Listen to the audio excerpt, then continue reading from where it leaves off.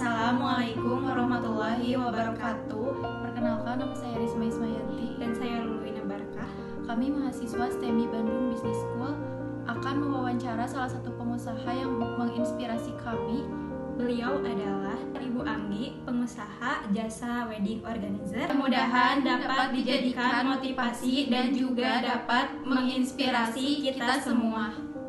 Oke, sebelumnya saya mau memperkenalkan dulu diri saya. Saya Anggi Aresta. Umur saya sekarang 22 tahun ya. Usaha yang sedang saya jalani ini Aresta Wedding Organizer. Jadi sebetulnya Aresta ini bukan usaha yang berjalan di bidang penjualan barang, tapi lebih ke penjualan jasa, yaitu jasa untuk membantu pernikahan, dari mulai make up, untuk sewa attire-nya, dekorasi, dan wedding organizer-nya. Kalau untuk alamat, sekarang kita di Jalan Sinar Mukti di Kecamatan Batu Jajar, Kabupaten Bandung Barat. Kalau mulai berdiri usaha itu di 2018 akhir. Jadi kalau misalkan sampai sekarang tuh usaha saya tuh udah sekitar 4 tahunan kalau untuk make up. Tapi kalau untuk usaha wedding gallery dan dekorasi, wedding gallery itu baru 3 tahunan. Terus kalau untuk dekorasi itu sekarang menginjak tahun kedua. Kalau saat merintis itu kan memang pas merintis kan langsung bukanya make up dulu ya. Jadi memang make up yang belum terima sama baju dan semacamnya. Jadi kalau untuk pas awal itu saya nggak punya pegawai sebetulnya ya. Jadi dikerjakan segalanya sama sendiri. Terus tapi saat buka wedding gallery itu mulai punya satu pegawai ya, mulai satu pegawai. Tapi sekarang di tahun keempat ini untuk wedding gallery saya yang kerja itu ada sekitar 6 orang untuk wedding gallery. Kalau untuk make up, untuk asisten make up itu ada sekitar 15 orangan. Terus kalau untuk dekorasi itu sekitar ada 20 sampai 25 orang kalau nggak salah ya kalau untuk dekorasi.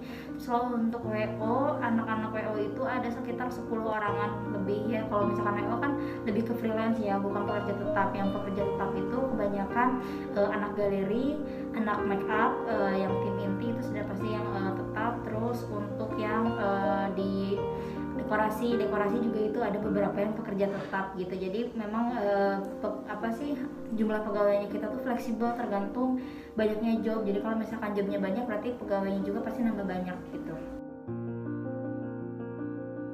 Usaha sendiri, untuk wedding organizer usaha sendiri, untuk baju usaha sendiri, untuk makeup usaha sendiri. Cuma mungkin kita kerjasama untuk kerjasama vendor ya mungkin, karena kan di WO itu di paketan oli itu biasanya kan ada vendor musik, ada vendor catering, dan vendor MC dan sebagainya. Mungkin kalau untuk itu pasti kita kerjasama sama orang lain.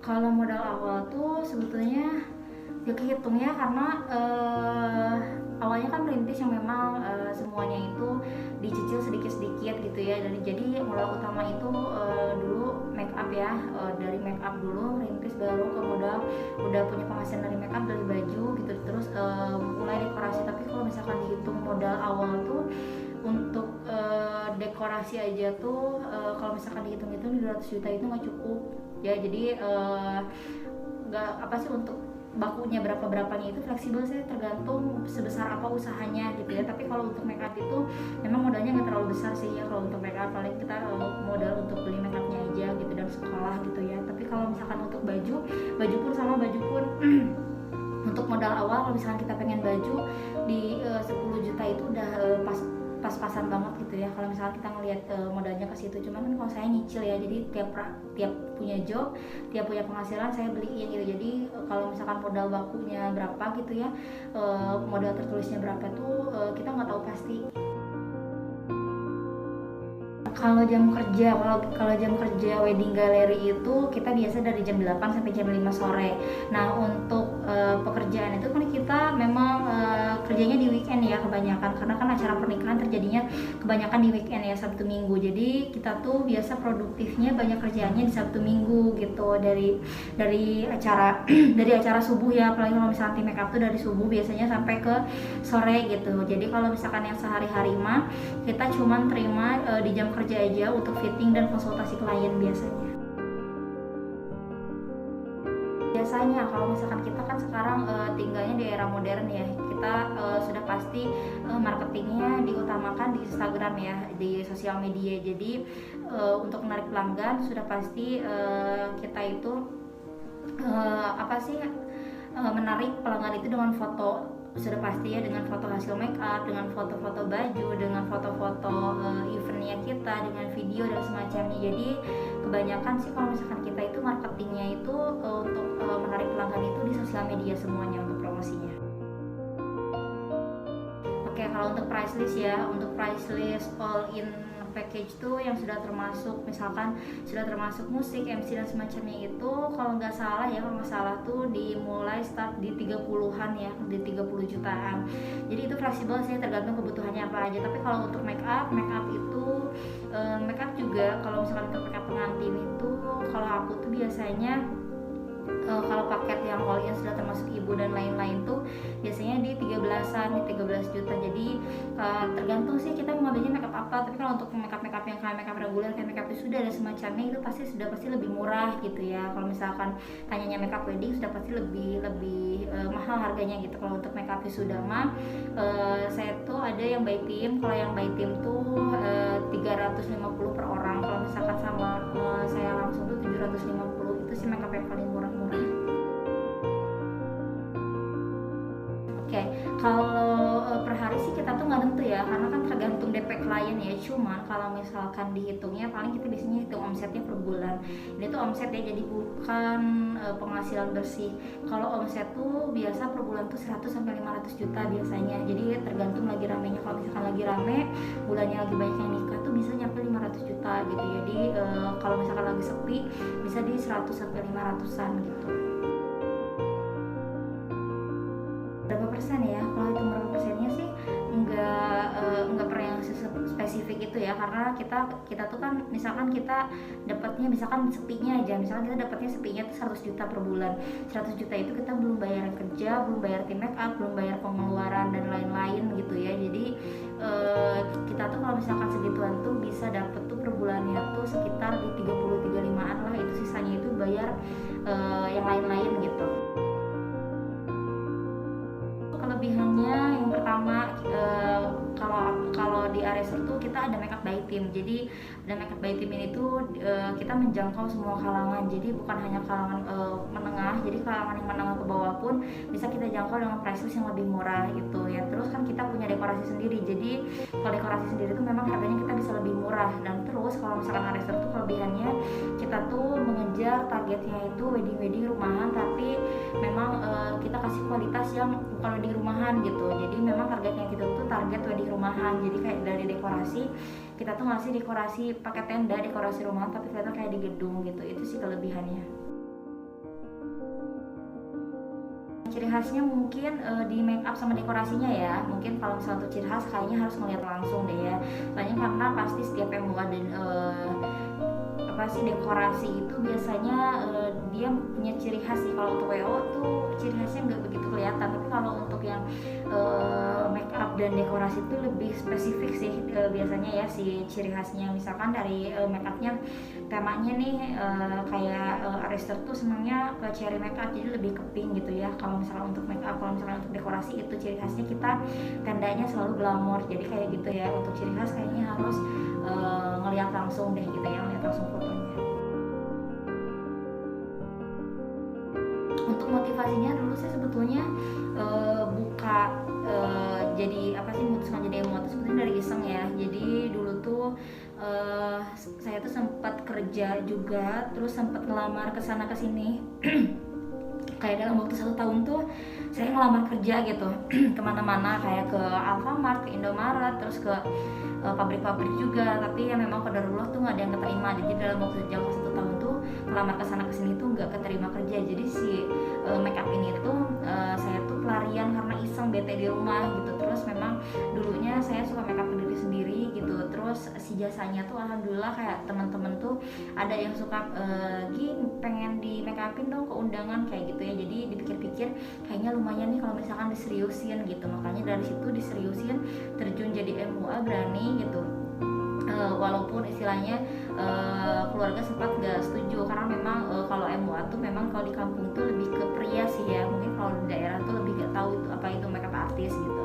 Kalau misalkan menurut saya tuh lapangan kerjanya itu ini tuh luas gitu, jadi si target pasarnya tuh sebenarnya selalu ada, karena yang nikah itu selalu ada kan, dia itu nggak pernah kosong kecuali mungkin Ramadan ya. Kalau misalkan kita tuh Ramadan tuh jarang ada yang nikah, jadi selalu ada. Jadi kalau misalkan kitanya mau selalu berkembang, insya Allah job juga bakal selalu ada gitu. Terus untuk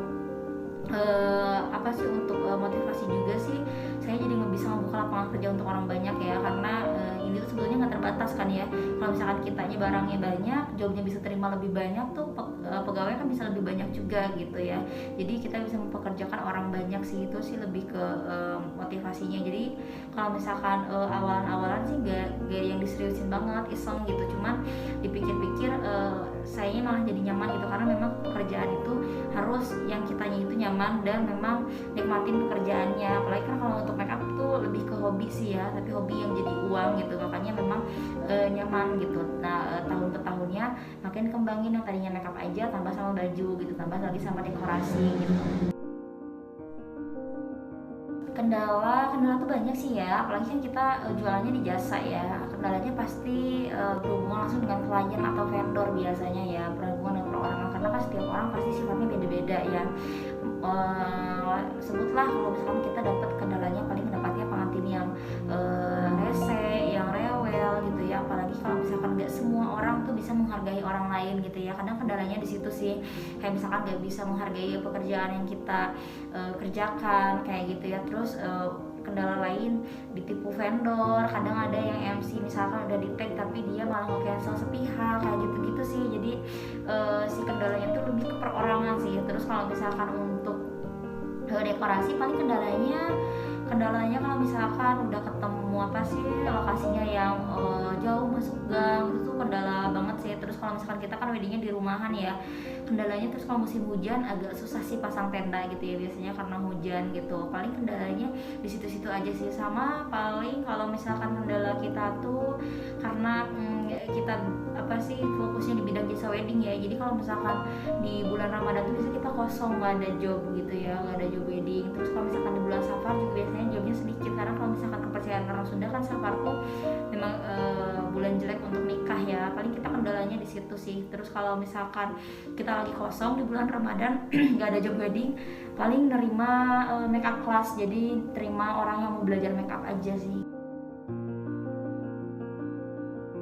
Paling motivasinya tuh kalau misalkan aku tuh orangnya nggak capek untuk promosi. Jadi selalu setiap hari tuh selalu promosi. Jadi minimal tuh ada satu instastory atau satu foto di feeds yang diupload itu tuh harus selalu aktif, karena orang tuh ngelihat pasti percaya ke kita tuh karena ngelihat jam terbang kan. Kalau misalnya kitanya sering post, sering aktif di Instagram, jadi kelihatannya tuh kayak yang banyak job terus. Aku pas awal-awalan kayak gitu, jadi memang siapa aja yang di make upin, yang mau di make upin ke tetangga dan lain-lain gitu ya, terus aku posting kan kelihatannya kayak yang banyak job ya, jadi semakin banyak orang yang percaya gitu. Kalau aku sih tipenya orang yang nggak gampang nyerah gitu dulu tuh, karena kalau untuk awalan bisnis itu udah pasti jangan kan awalan sekarang juga pasti ada jatuh bangunnya gitu, cuma kalau untuk awalan mungkin lebih sulit ya. Terus kalau untuk awalan mungkin jangan terlalu melihat dulu keuntungan gitu ya, karena kalau misalkan dihitung keuntungan, kalau misalkan dulu tuh saya make up pengantin cuma dibayar 150.000 tuh pernah, cuma 150.000 gitu ya. Cuma kan melihatnya jam terbang, karena saya pengen punya pengalaman, pengen punya jam terbang, pengen punya klien banyak, pengen punya kenalan banyak, relasi banyak. Otomatis nggak ngelihat nominalnya itu, yang penting ada buat bensin berangkat, oke udah gitu ya. Jadi nggak ngelihat dulu keuntungan. Itu tuh di tahun awal tuh saya make up pengantin segitu 150.000 make up aja ya. Tapi kalau untuk sekarang tahun keempat tuh untuk make up aja tuh saya udah di harga 4,5 juta 5 juta untuk make up aja. Jadi memang prosesnya itu panjang dan memang harus sabar, karena memang proses setiap orang itu beda-beda ya, apalagi untuk di bidang jasa ini gitu ya. Ada yang terkenalnya cepat, ada yang memang ini tuh lama gitu. Dan terus kalau misalkan kita pengen terus laku dari tahun ke tahunnya, berarti kita harus selalu upgrade, entah itu upgrade dari make up, dari attire, dari dekorasi, itu harus selalu upgrade karena setiap tahunnya itu pasti tren berbeda-beda. Kalau misalkan kita nggak upgrade, otomatis pasti klien cari yang lain yang lebih update. Oke, untuk bagi para calon pengusaha, sebelum paling tips dari saya tuh, sebelum kalian mulai usaha, cari dulu usaha yang cocok sama kalian apa, karena jalanin usaha tuh memang harus pakai hati. Karena kalau misalkan kita menghitungnya hanya keuntungan saja, nanti pas kita gak dapet keuntungan pasti kita jatuhnya stres ya, dan gampang nyerah gitu. Jadi kita cari dulu nih usaha apa yang cocok sama kita. Jadi kalau misalkan dan biasanya sih pengusaha itu nggak selalu harus menjalur sama jurusan apa yang diambil saat sekolah gitu ya. Karena saya pun sekolah jurusan administrasi, tiba-tiba jadi make up gitu ya usahanya gitu. Memang usaha tuh serandom itu gitu ya. Kadang yang jurusan apa bisa keluar buka usaha apa gitu ya. Itu tuh emang udah biasanya kayak gitu. Karena kalau misalkan usaha yang kita tuh suka ngejalaninnya, itu tuh nggak akan capek sih, jujur nggak akan capek ngerjainnya, karena kita tuh ada happy, ada senang di situ di dalamnya. Kalaupun rugi, oh ya udah, oke, rugi usaha itu nggak apa-apa gitu ya, karena itu untuk rugi itu udah pasti banget ada kalau usaha gitu ya. Jadi kitanya yang harus sabar kalau usaha tuh yang ngejalaninnya. Jangan kita baru rugi sedikit udah nyerah tengah jalan, udah stop ya, karena usaha tuh harus terus gitu ya. Kalau misalkan kitanya ngilang aja, orang tuh pasti lupa gitu. Jadi kita harus terus-terusan. Jadi kita tuh harus terus-terusan promosi. Kalau usaha tuh jangan nyerah untuk promosi, karena kalau misalnya kita terus-terusan promosi, orang akan selalu melihat usaha kita gitu. Tapi kalau misalnya kita ngilang sehari 2 hari aja, nanti orang tuh pasti lupa dan cari usaha yang lain gitu. Jadi makanya jangan nyerah. Terus untuk usaha itu tidak berpatok ke modal juga ya. Aku pun tipikal pengusaha yang dimulai dari modal nol, karena dulu memang nggak punya modal sama sekali. Alat make up pun pinjem gitu ya, berawal dari pinjem alat make up, lama kelamaan punya job sendiri, bisa beli nyicil gitu ya, 1-2. Sebetulnya modal itu bukan jadi patokan gitu ya, asal kitanya tuh percaya gitu ya, asal kitanya tuh semangat gitu, nanti pasti dibukain jalan gitu ya, nanti pasti ada job-job menyusul gitu ya, kalau misalkan kitanya rajin gitu. Jadi nggak harus yang modal langsung besar sih. Kalian kalau misalkan pengen mulai usaha tuh, cari usaha misalkan ada modalnya kecil, cari usaha yang minimal modal dulu aja gitu. Karena memang usaha tuh, bisnis itu sekecil apapun bisnis, kita jadi bosnya gitu ya. Jadi nggak akan ada yang ngatur. Jadi gimana kita sih sebetulnya. Terus kalau enaknya punya bisnis sendiri tuh gimana kita, jadi kita yang ngatur gitu. Sekecil apapun bisnis kita yang ngatur. Kalau misalkan lagi malas kerja, ya udah jangan terima job gitu ya. Kalau misalkan kita lagi semangat, lagi pengen punya uang yang lebih gitu ya, berarti kita kerjanya juga lebih keras, lebih semangat gitu ya. Jadi itu sih intinya, jangan berpatok pada modal. Karena kalau misalkan kita punya modal banyak pun tapi kita nggak bisa ngejalanin usahanya, kita nggak ada hati sama usahanya. Karena kalau misalkan nggak ada hati itu udah pasti ngerjain usahanya tuh ada fasenya males banget gitu ya. Kalau udah kayak gitu tuh takutnya usaha kita tuh malah jadi hancur gitu. Jangan sampai modal yang udah kita tanam tuh malah jadi nggak ada baliknya gitu. Kalau misalkan tips dari saya mah, yang penting kita ada niat dulu aja gitu ya. Kita cari usaha yang modalnya minimal dulu, baru nanti kita kembangkan gitu. Jadi dari kecil aja dulu. Oke, kalau misalkan udah gak ada yang ditanyain lagi, cukup sekian yang bisa saya kasih gitu ya. Cuman memang kalau misalkan kerja di bidang jasa itu, setiap orang pasti beda-beda ya untuk pertanyaannya. Semoga jawaban yang saya kasih itu bermanfaat untuk Risma dan Lulu. Dan semoga di kemudian hari kalian juga bisa jadi pengusaha juga. Sekian wawancara dari kami. Wassalamualaikum warahmatullahi wabarakatuh.